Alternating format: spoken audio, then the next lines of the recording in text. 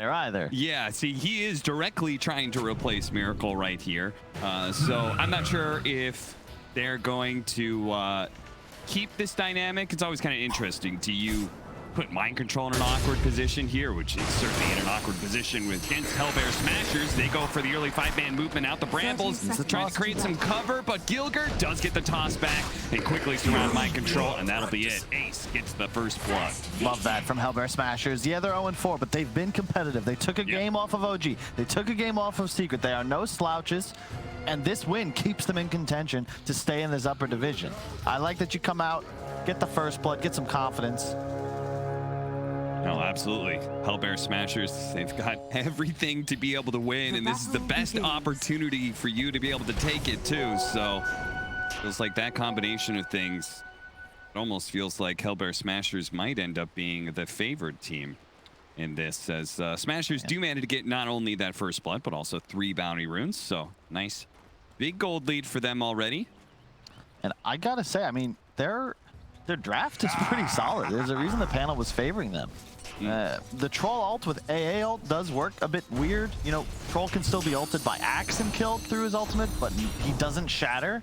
However, you don't regen with any lifesteal when you pop Battle Trance, so be curious to see how that plays out. But if you look at the team fight, you know, Hellbear Smashers, just with the Tide and the AA, like, that's so much damage. That's your experience-based damage you were talking about earlier, right? They've got a lineup that just naturally scales with levels: Tiny, Tide, Ancient Apparition. They've got one hero that really needs a whole lot of farm, and that's going to be Ace. And it does feel like that is the 4 Protect 1 archetype. Fits pretty nicely into this meta because you want to be aggressive, so you kind of need 4 people running around trying to start fights. Yeah, we haven't really seen many drafts work out where it feels like there's 3 cores that just need farm, and fortunately for Nigma here, it does seem a bit complex. Like, it's a Troll, yeah, you'll have some sustain behind you, but Batrider Mars, they're control. They're not really offering too much damage. You know, we've seen Liquid popularize this combination that we see right here with Willow and Mars. The fear into the arena can be huge, but you know, ineffective against Puck. PA could leap out of it and will buy BKB. Yeah, they've got a very scary team fight on the Nigma side. Bogd was talking about how Warlock Batrider was one of his favorite duos in the past. The Upheaval plus Sticky Napalm. GH going to be jumped on here. Spear through multiple Brambles. Tofu's going to take a lot of damage. They managed to pick up level 2, so Shadow Realm plus the Healing Salve gets the hit onto Tofu, and GH should be able to secure first blood from Mind Control and should be able to still get out. If Ace really wants this, he's going to cost him a lot as he gets speared up. The Bramble doesn't quite latch, sadly, as Ace very easily, I think, could have maybe gone down there. The Bramble had gotten in, but that's really nice creep control there. Nigma had a huge creep wave advantage, so they get levels early. Their enemy wave was dying faster. If Tofu's level 2 there, that's at least a turnaround kill, but did not have the XP. Timely level up from GH. Hey, look at this. RMN doing a great job in CS. He's slightly above. Now Stormstormer still has 3 creeps coming in, but the fact that they're looking pretty even is really nice for RMN. And of course, this matchup in the past has been very good for Batrider. Batrider, of course, being nerfed a lot in the last patch, and that's why he kind of disappeared for a bit. That's why he has to start with the Quelling Blade. You just don't get enough damage off the Napalm stacks to last hit effectively. Puck with a 10 base damage advantage. Gilger feeling like he can't do anything or isn't needed in the bottom lane. Is going to go for an early rotation here onto Mind Control and help out this lane. He's going to take the spear, but Mind Control is certainly dead. I like this move. Tide, he might suffer down here, but already level 3 with the 2 points in Kraken Shell. So just the pure defensive style. He just wants to ensure he doesn't get zoned, is able to get as much XP as possible. And you can see that if the wave is controlled by Ace, AA Tiny is a kill combo. Like, Mars can't do anything about that. GH, is he gonna die here? They still have Avalanche, so I don't think there's a way out.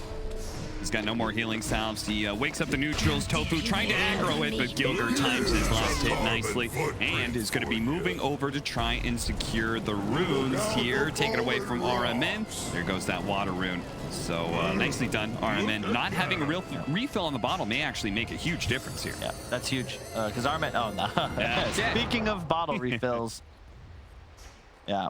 It's nice though, because the way you play bat mid, you kind of have to be out of mana almost at all times. You're shoving waves constantly, napalm spam, firefly for the rune spawn. So really well done there by Gilger, but you know, GH had died. Tactical feed. Because it's actually worth in a way for Bet because he gets the free charge. That's something I really hope we see changed at a point. The fact that the fountain regen lasts long enough to both fill bottle and give that extra charge. Yeah. 2 extra charges. Yeah, the 4.5 sort of hit that you get out of this is pretty insane for sure. No doubt that bottle in some way needs to be nerfed. Because I think the refill, that should stay. But the 4.5 charges, maybe a bit excessive. GH does get out the Curse Crown, and he's got Mind Control. Playing interference for him. Ace is still going to go for it. Immediately going to be speared up. Brambles is here, but GH is going to take too much damage too quickly. He dies again. Now, there is a price they pay for this. Hellbear Smashers are leaving their Tidehunter on an island. He's getting some pretty solid XP, already level 4.5, but you know, not really much in the CS department. I think it's a worthy trade though, because your PA, you know, that's your one position. It's your hard carry, and it all is worth it, maybe, if they can get this kill onto RMN. He knew the Tiny was coming in thanks to a ward, but it looks like he underestimates the damage that the puck is able to put out. The double TP for that, too. This is the danger. The opening picks of Nigma were this support duo, but not really the easiest active roamers, right? Tiny just shows up, stun, toss, no problem. Willow Warlock, like, you need ultimates to do anything, really. Going for the power rune here, doesn't even spawn. Stormer is taking a lot of damage from Kuro. Another round of spells. GH going to throw that last Shadow Realm hits, and Tofu barely survives thanks to the stick charges he has leveled up. Now they managed to get the lasso here onto the Tiny, pull him back down into the river, so there's nowhere really where he can run to. And hey, look at that, a regen rune for your efforts as well, RMN. It's right back up to full plus. Stormer looks like he was grabbing the bounty rune. Doesn't quite time his phase shift correctly. Does take a bit of damage. In fact, the Bramble's landing, and that last hit, that's going to be enough. He's going to burn out, whether it's to Healing Word or it's to Fatal Bonds. That was a really weird play from Stormer. They're just overconfident. The Warlock threat is real. Back in the day when I used to play this mid, this was like the hard counter to puck because you just can't juke the damage. And the Fatal Bonds and the Shadow Word are deceptively high damage against a hero with such low base HP. And Stormer just doesn't respect the level 4 Warlock. Rasmus, he really wants out of this. Maybe could have ravaged right away, but of course he will hold on to it, knowing that the ravage is more important than his life. Meanwhile, top lane, they're going to go for the kill onto Mind Control again here. The cold feet barely manages to get him there, but he is level 6 and close to the tower, so they can't really play into him any longer. Yep. I like the build a lot by Mind Control. Early bracer, chainmail ASAP with a raindrop and a full wand to boot. So 1200 HP, but even more so because that raindrop is going to proc twice. Look at this double ward placement from Nigma to make sure they know exactly where the Tiny is going at all times. Because he has to be successful in his rotations top and mid constantly if they're going to be leaving the Tidehunter to dry out here at bottom lane. I wouldn't mind. See, the trouble with Tiny is that if it's a different, you know, this is like the Mirana 4 position, right? You'd be doing more of like what GH is doing, stacking camps to help get his Tide back in the game. They have 0 ancient stacks, and oof, nice deny from Kuro. It is going to cost Kuro his life as they're going to get the coil toss combination, but he is rather tanky thanks to the levels that he's been getting. And it's going to take a long time for Stormer to actually get this kill. In many ways, this space is actually going to be well worth it for Nigma.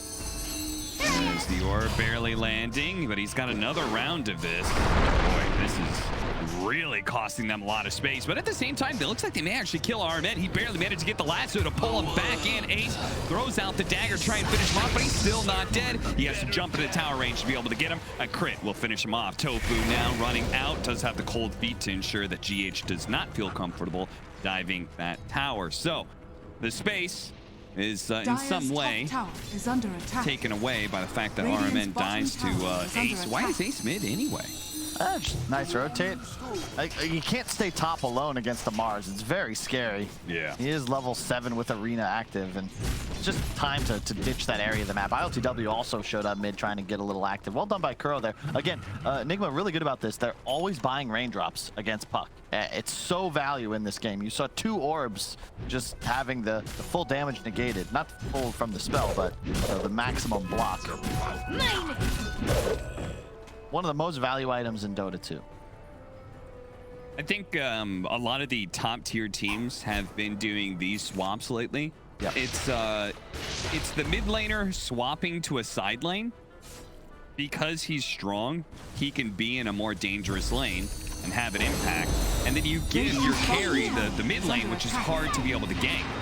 As you can see here, RMN, he's level 8. He's hard to bring down. They tried, but immediately he survives. Now they're going to get a turnaround here as Mind Control Kuro joining the party. Rasmus threatening that Ravaged, as he does have 17 stick charges as well. No, third play. You as a support, you sacrifice your early game to get your core online, and then they return the favor once you hit this 10-minute mark. And it's much easier also to play around a hero like Tide. You can see the itemization. Hood, right away, the full wand, so you just can't really kill Rasmus unless you want to commit probably 4 or 5 heroes, and if he has backup, that Ravage is a huge threat. They'd probably look to go there if the AA ult was going to connect, but no reason to blow the cooldown if you can't get at least 1 kill on the core. RMN comes back to mid with the Siege Wagon push on its way. It is a concern though. The 2 cores, Troll, yes, for sure. This hero will scale hard, but Batrider and Mars, just especially the way that they're itemizing, they're not real damage threats. The Batrider mid kind of has to have a better start. When we see this hero dominate, the bots are already up. He's on his way to a BKB at 15, 17 minutes into the game. And he gets a kill every time Lance is on cooldown. It's not really looking like that's going to be a possibility here for RMN. Another Ice Blast sailing on by. I will say, I agree with you, especially since they've got heroes that deal. They've got 2 mobile cores, and that it's hard for Batrider to be able to kite out. And then the Tidehunter, who thanks to Kraken Shell gets rid of the sticky napalm. But I am impressed by these Batriders going late game with the new shard. Yeah, that's true. That is pretty crazy. It certainly seems like Batrider has a fresh power spike late game. Yep. That he didn't have before. It's something he said about the way Dota's evolved, all the changes and additions. Hang on, might have played the runes. Gilgert dodges the Brandle. Very nice. They're going to try and bump him back into range of the lasso, but Gilgert covers himself with the avalanche. So there's like a lot of legacy information in my brain that may just be outdated, specifically this relationship between Bat and Tide. Because back in the day, you scrim against LGD, Vici when RTK and Jiaowei were still in the game.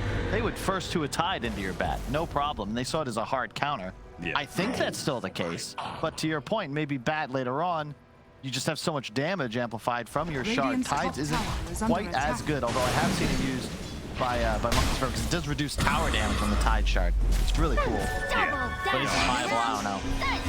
Coil only onto the 1 here. ILTW. He's going to still be hit by the Ravage Ice Blast combination. Maybe this isn't quite what he expected. Now the avalanche over the top. He can toss. That's going to be him shattering. A terrorized dodge there by Stormstormer. The rest of Nigma are going to close in on Gilgert, but he's hero chat lighting for a reason. He knows that was a great fight and a great exchange. Yeah, you take those all day. Nice, right? I mean, you kill the Troll. That's it. Ace lives, Troll dies. That's the dream. LTW is off to a great start. Don't get me wrong. He's very close to the battle for you, but that death will hurt. Skip the ultimate, I think partially just because he recognizes how useless it is against AA ult. Sure, so he'll be able to farm that a little bit faster. Don't think it would have helped him there. Comes RMN back in with the boots of travel. The Ravage is down, so Nigma, how much can they get during this opening? And it seems like they really actually want to just straight up take mid tower. No coil for a bit either.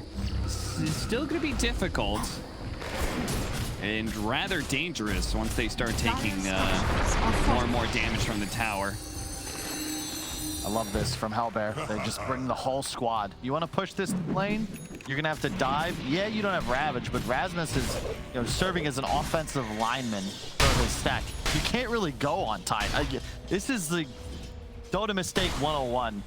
Rasmus wants you to try to kill him. He's a no Ravage Tide Hunter with a hood. If you do that, you're not winning the fight. He's serving the purpose of a Ravage by just existing and absorbing your damage. Middle tower And he also helps that Hellbear Smashers have a decent number of low cooldown nukes they can just kind of throw out to defend towers, like the Puck especially, who's now found the opening with the coil just now coming up on GH. Now let's see if he dodged the spear in time. Phase shift not going to be out.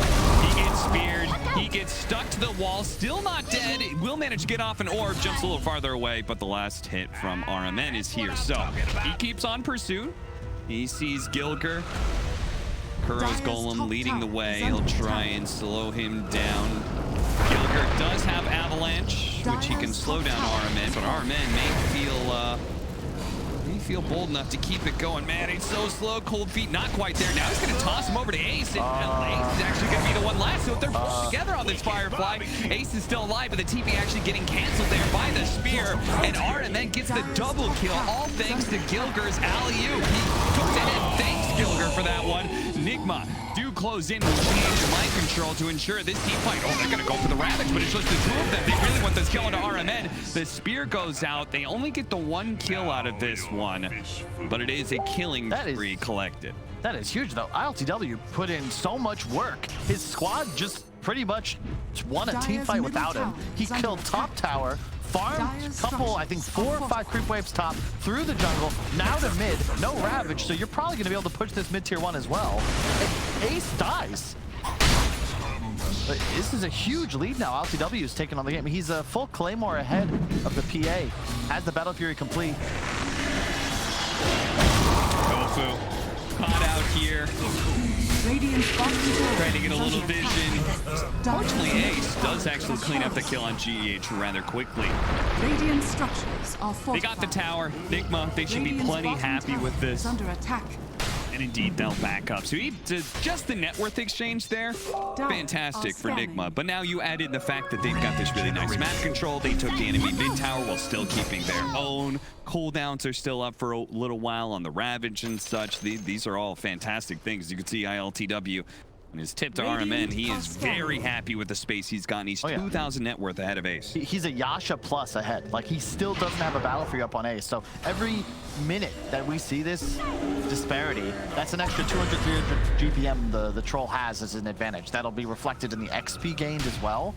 And the map control now, because they've got mid tower, look at the ward coverage that Kuro's placed. It's beautiful. Yeah. He's got all three lanes in a way covered right now. Yep. Both jungles in the mid lane covered in wards. Nice aggressive wards that are going to be able to give you a good read of what Hellbears are up to. Hey, so long as you don't like lose a big team fight and the enemy starts pushing onto your side, but getting a pick off like this certainly helps. His Ace, he's got to jump away here over to Tofu, and that'll be just enough space to get him out, and they actually lose GH in the process. So not bad for the Smashers. That's a very needed survive. Oh, Stormer missing the coil there. That could have been a nice exchange. They actually dropped the golem to make sure that Smashers don't really try and take this too aggressively. And they will start retreating. Ravage in 5. It's a 4 position for a 4 position so far, so with the Ravage ready to go, if RMN extends a little bit too deep, look at him, just the upheaval. Oh God, is Tofu gonna die to the Golem like this? The spear comes out, the Golem needs another hit, but he doesn't quite get it. RMN, is he gonna try and go for a flame break? He is, and he's got him too. Tofu gets burned down from a distance. They blow the Ravage to kill RMN for that though. Yeah, but that's, I mean, LTW was already in the pit, and now he looks to commit. Like, this is just go for Roche, of course. Like, this is the second time the Rasmus Ravage just, it's too selfish almost. Like, that one kill, is it really worth it? Because you're losing objectives. You can only do this as LTW. You have so much map control, but again, the vision. Like, there's no fear now. You see your enemies, and he is solo killing Roche as we speak. Yeah. He's going to be a full Sanjin Yasha ahead of the PA with an Aegis in his pocket. Into the sunset. And after it dies, quite possibly 3 full levels as well. Roshan has fallen Gilger gets the spear on him with the brambles. And Mars Dark Willow. Those ultimates, man, combined together, you're probably just gonna 100-0 almost anybody in this game. Radiant's middle tower is LTW under now attack. with an Aegis and an SNY, so he can play in team fights really aggressively now. Considering how tanky he is, he can now, in a way, frontline. Yep. For Nigma. He's done. The whole team's done well. I mean, ILTW, he'll probably get a lot of credit if he ends up carrying this game, but his team has put in so much work. RMN really surprising me on his plays as this Batrider just because of how aggressive he's been able to posture. And look, the team is still looking to get active. There's still no Ravage, and they should know this. Solar Crest finished on Rasmus, but I just don't know if you actually have the damage to fight as Smashers right now. This troll is a huge problem. It certainly is, and Nigma, if the Smashers don't choose to fight them, you can start mowing down some towers. Troll's quite good at that. Gilger spotted here by GH. Radiant's middle tower. Nothing good to is come under of this. Oh, attack. I like this. Elder Smashers are backdooring the mid-tier 1 tower. That's always a nice play. Dire's top Yeah, they really tower wanted to is open up under the map. attack. Just keep in mind, the Troll versus PA relationship. Typically, PA is certainly the king of the late game, but Troll, you can even see in the items he's got queued up, BKB, MKB. Very natural progression for him, and it is incredibly difficult to go toe-to-toe with this hero as a Phantom Assassin unless you are at the very least equal in items, and that does not look like it'll be the case unless perhaps this smoke can work out. No blink on Rasmus, but he's going to attempt to walk in Ravage. Blink on the puck. They need to try and get this Warlock. They're going to lead off with the coil onto the 2 supports. The Ice Blast coming in as well. They might just be able to burst the backline almost immediately. They do. 2 supports down. Mike Control gets off the arena though. And the puck, it's going to be a combo of ultimates that brings him down. RMN and Mike Control both down to about half health. Ace looking for his opportunity to jump in. Spots it now onto RMN. Meanwhile, the Time Hunter Rasmus being gone on by the Troll. Bit by bit, he will be whittled down by the Troll's damage. But now they're going to go for Mind Control as well. They're leaving ILTW from last year, which is a great idea if they can actually finish off Mind Control's Mars. But they can't. He's too tanky, it seems like. And Ace doesn't want to try and go for that kill with ILTW in the neighborhood. So they're going to back off. Ultimately, a 3 for 3 is the exchange. Man, that could have gone so much worse for Nigma. I'm surprised they came out of that so nicely. Both supports died right at the onset. No spells cast by Kuro. They got the tier 2 though, so they'll be able to teleport right in, heal up Mind Control. It's the new outpost coming into play. This is the 5 seconds versus 6 second TP. Maybe not super effective, but he got healed that much faster. And now they can just keep playing on Hellbear Smasher's side of the map. Yep. And even start taking over their triangle. And once a PA loses her triangle, I just don't know how you recover the game. Yeah. You know, because you are so reliant on hitting Ancients. I think Ace might have had to get a little more aggressive in that fight. He didn't actually enter it until it was 3-on-3. Sorry, I was laughing at Rasmus's inventory. He knows what he needs.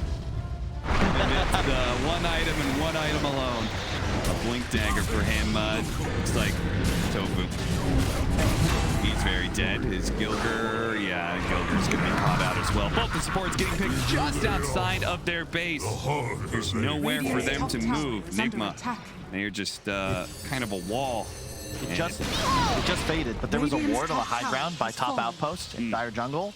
That was also sentried by Kuro as he came in. Hellbear Smashers had placed a new ward and immediately got taken out, but it's why Nigma continued to dominate in this area of the map. There's just been no vision for Hellbear Smashers. They have one ward now on the steps of the enemy woods, but this doesn't help them because Kuro and squad are not playing underneath it at all. They're just stealing the jungle and in this manner controlling both ancient spawns. So to your point, where does PA farm? Yeah. Throw in the combination of Mars having a blink dagger and RMN having his boots of travel. And if you play on the side lanes and you play really deep on the enemy side of the map to try and find farm, Nigma could certainly close the distance real quickly. The phase shift is going to be able to dodge the spear, Mind Control. He's looking a bit unhealthy here at about half health. Not obviously going to commit. 3 more seconds till the Aegis expires. So the Smashers really want to stall this out. But can they go on ILTW here? A BKB for both the carries. They just saw aces picked up, so they might need to be a little cautious here. This spacing, though, really benefits Nigma. They're playing in the trees with their squishier heroes. You can't really get Kuro if he's going to play this far back. Stormer looking for an opening here. Spots GH, and he wants him to go for it, and they do. Gilger jumps him, hits him with a combo. Puck follows it up. Puck trying to protect his own life as best as possible. Gets a coil on just the bat right. And immediately broken. The Ice Blast is going to follow it in. They need more damage behind it, though. They don't quite yet have it. RMN doing a nice job dodging around. Ace, the golem is thrown onto him. He's going to jump away back to Rasmus and Stormer. While the rest of Nigma funnel backwards here. They're going to start poking on Mind Control. Gilger is being focused down by ILTW at the same time. But now that they're done with the Tiny, they're going to start rallying back. A 3-on-3 still. These teams very evenly matched when it comes to team fights. Both of them have a strong understanding of picking off these squishier 4-position heroes. GH got to be a little bit careful since he did buy back in this fight. So I guess 2 for 3. You can see the big difference between these carries. Ace forced to play like an assassin, whereas LTW just playing like a bully. He's not targetable, wasn't even forced to use BKB there because they simply cannot go for him right now. Silence. He's just stealing the enemy bounty rune, just ignoring the fact that Hellfire Smashers are 5 alive.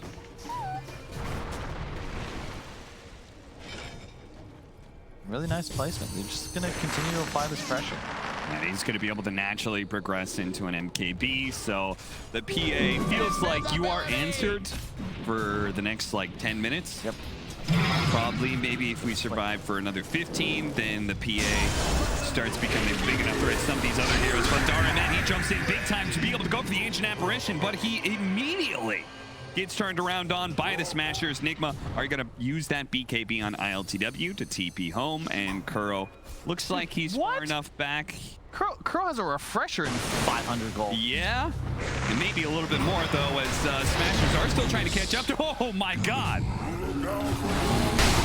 1,000 damage crit from Ace, and they're on the hunt for more here. The spear doesn't quite land. GH spotted for a moment.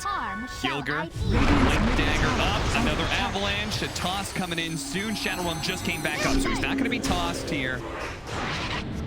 That's huge. He had no buyback. That would have been guaranteed tier 2. Still might be, but you can see the downside. Kuro went for this very greedy item build. When he gets the refresher, that's going to be nuts. But for now, the side of Nigma have literally no plus armor items. So that Solar Crest advantage is going to come into play. The Gush as well for the minus armor. If you get caught as Warlock or the Willow of GH by Ace, you die in a crit. He is in a really bad position. Oh my God, LTW. What is this? It's nothing to be. The most insane farming I have. What? We get a replay. Where was he? He just walked up to the BKB TP'd, and I think he TP'd the tier 2 bottom, and he farmed his way up into their triangle. And they had a ward on him too. Yeah, I mean, the only place on the map Kuro doesn't have sentries is the ancient camp that ILTW chooses to farm. That is a huge death. His advantage has just dropped off. You know, he's been an item ahead this entire game. Now it's going to be half an item. And Ace, you know, he's got the Deso complete, so, you know, actually they're even. It's just that right now he's got a lead on the MKB. That timing is going to be huge for Nigma. They'd like it to hit before the next Roach fight. But that's going to be easier said than done. They just lost map control. Suddenly it's Hellfire Smashers playing enemy side of the map. Crazy, just wrong positioning from 2 people on the side of Nigma, and it makes a huge difference. I think RMN and his choice to, I think he jumped in and lassoed Tofu. Yep. Right? But like as soon as he does that, PA has free game.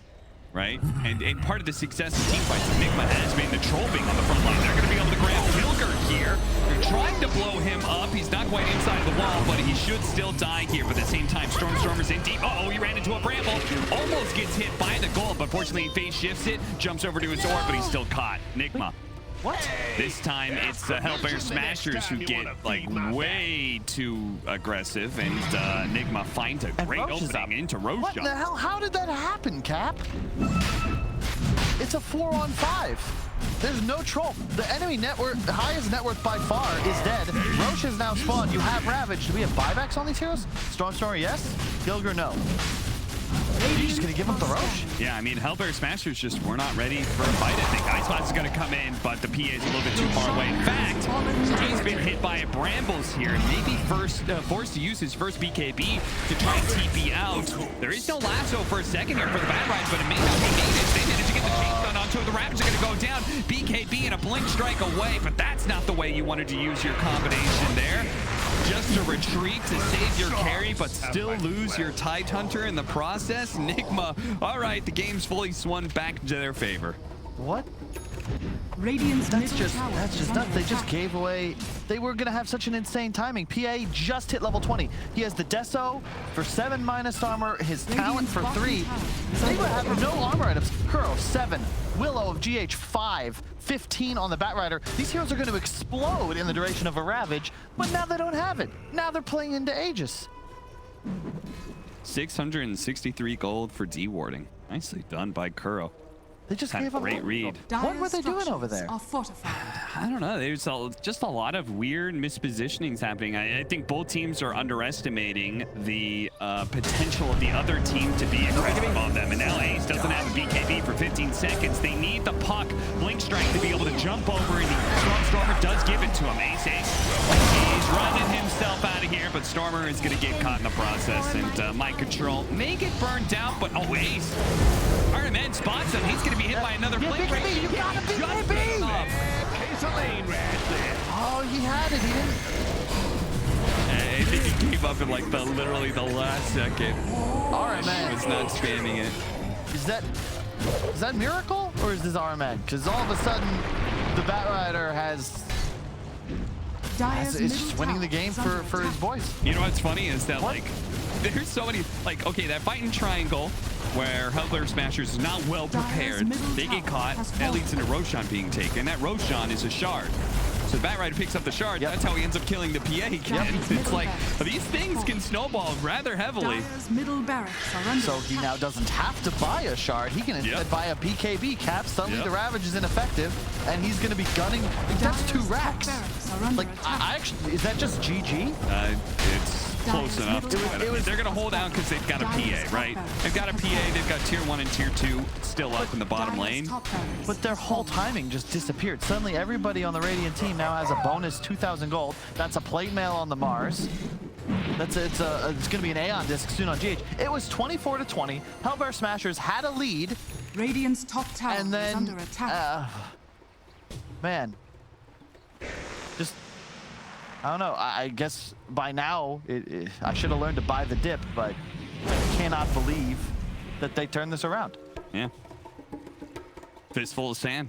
It all just slips through their fingers, and Hellbear Smashers, who had an opportunity to take control of this game. Plate mail on the bat. Now they're dealing with the BKB plate mail Batrider, who has the shard. PA no longer has that insta-kill potential because Team Nigma just picked up like a bonus 30 or 40 armor across their players. Now they have a Refresher Golem and an Aegis and a DD. Still have an opportunity for outplay Harmon in deep here. Trying to go for the lasso, but the Lincolns protected him, I believe, on the puck. So, did he not know about that? It was new, just picked up. It's the right choice too, mostly for the defensive application on PA, because otherwise, right, there's no protecting him. He can BKB, but still get lassoed and he'll be done for. It's a pretty sick move. If he didn't have that Lincolns, they would have just found a insanely good pickoff to end the game. Still looking very good for Nigma as they have 1 minute left on the Aegis and should be able to run up to high ground and force something. Hellbear Smashers, they might be able to stall until the Aegis is down, but it's probably going to cost them a lot. Maybe buybacks, maybe Ravage. Do have Glyph, but look for Kuro just to drop the bomb. He's got 2 of them. Yeah. Oh, and double damage too? Yeah, they could definitely force a response from Smashers now before this Aegis is gone. So now, okay, they're not going to wait. The Lotus Rope going off actually does manage to get the lasso back turned around, but it doesn't matter. Gilger is being ripped apart by LTW. They do have a buyback, though. RMN almost getting critted down to death. He's got to be careful of that MKB. Double damaged up by LTW, who's running down heroes right now. That is going to be the use of his ultimate. He's got 14 seconds left on the Aegis. They really need to take this Megas now because he won't have those extra lives soon. ILTW toss back, and they do take him out before the Aegis expires. Now the Golem's double dropped in. Radiant is going to be able to dodge one of them. Instantly ravage up. Can they burst him down? He doesn't have his ultimate. He eats the cheese, but he still is getting chunked on by Ace. Now Smashers, they haven't even lost their barracks just yet, are going to look for more. Everybody else, maybe they can catch the Dark Willow here, but other than that, great fight for Smashers. They will hold. Oh man, so they kill him a second before Aegis respawns, but sick play. The BKB was down, so Gilger with the immediate toss back forces LTW to be out of position. He had no ult either and used it purely offensively. Yeah, he just used it. He's just like, I'm in, but Crow didn't drop the rocks. Then he does onto the puck. Both of them, both are dodged. Like, why do they need to initiate here? You can just chill. Just you let kill them go on Tiny. LTW. It's all good. Like, use the arena maybe if you want to, but it's all fine here. Okay, everything's good. You don't need to do this if you're ILTW. You can just hit the racks. You have a DD. Instead, he's now forced into the tier 4s. You're going to see a toss back in just a moment from Gilger. Beautiful toss back by Gilger that saves the barracks and puts the troll in a very bad position. Yeah, they get the crit. But now watch Crow. Golem 1, Golem 2, what? And then there's just a route. Like, if you're going to use that, that should be, you know, I don't know, you ever play StarCraft 2, you know, when you're launching nukes, like, you want to put it closer to the enemy base full of workers. You don't want to aim for the army. Or in this case, I guess the lone Dragoon. Not ideal. And I don't know if this is going to turn it around necessarily, but at least Smashers have some breathing room. They're going to have a Satanic soon on their PA. Don't know if I like that choice, actually. He might need damage, but I guess they're considering that if our PA can actually, like, live and just go toe-to-toe with LTW. Gilger breaks the smoke and blinks away. Very nice by him. Smashers may still be caught in the process. Dagger doing a lot of damage here. We're going to poke at mind control some more. Uh-oh, Brambles actually caught him and terrorized as well. Stormer is just dead. Got buyback. Now they've got the Gold Scepter. He does have a BKB. He's going to jump back first, holding on to that magic immunity for as long as possible. Now using it, but not being able to go in. They buy back on Stormer, but the BKB will be on cooldown for 70 seconds. Nigma have an opportunity to just hit the base again. Yeah, I can almost guarantee this is the last time we're going to see Rasmus playing Tide in this series. Not that he's doing anything wrong, but he had no Ravage there for 20 seconds. They might have an opening to fight to use that buyback, but without Ravage, they just don't feel comfortable. However, this is a sick backstep. They've got great vision. It's over to 14, the two back line to get them together in a combination, but the Aeon protects GH. He was aware that this could be a possibility. He saves himself. Mind control's going to be rooted to the spot, but it's ILTW who's already smashed in Ace's head. He rips them apart with that MKB, and as soon as Ace is gone, the fight's done. They don't have any damage. This is a 4 protect 1 lineup. There's nothing left. So that's it. Radiant structures. Nigma. Don't even get the Ravage. Oh my.